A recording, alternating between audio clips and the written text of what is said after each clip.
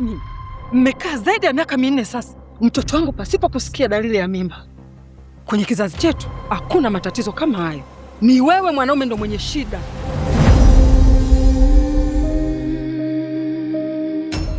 Sisi tunapanga, Mungu anapanga. Twiz mwanangu, huyo ndo mwanamke ambao mimi nimekuchagulia.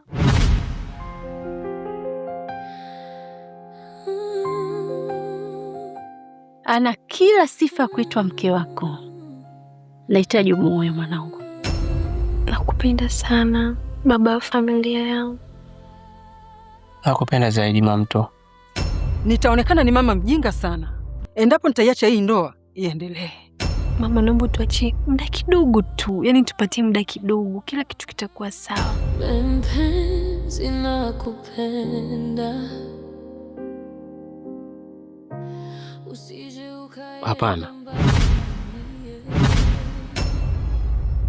Pole sana kipenzi. Ndio maana hata mimi nimeshangaa. Sio kawaida yako kurudi mapema kiasi hiki.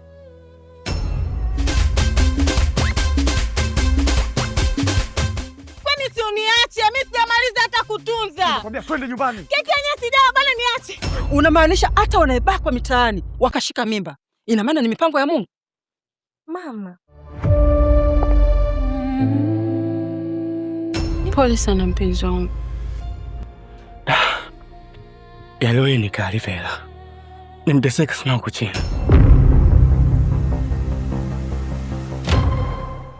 Na nitakapomchukua binti yangu kutoka hapa, sitaki nisikie unamsumbua kwa jambo lolote lile. Hapana mama. Siwezi kufanya chaguzi lingine mbele ya Mai. Kwa sababu Mai ndo mwanamke ambaye ninampenda. Ipo hivyo na itabaki kuwa hivyo mama. Nilikuwa nacheza, sijamaliza kutunza, sijala keki. Umeniharibia style yangu afu nakuja unaniambia nipike. Sipiki.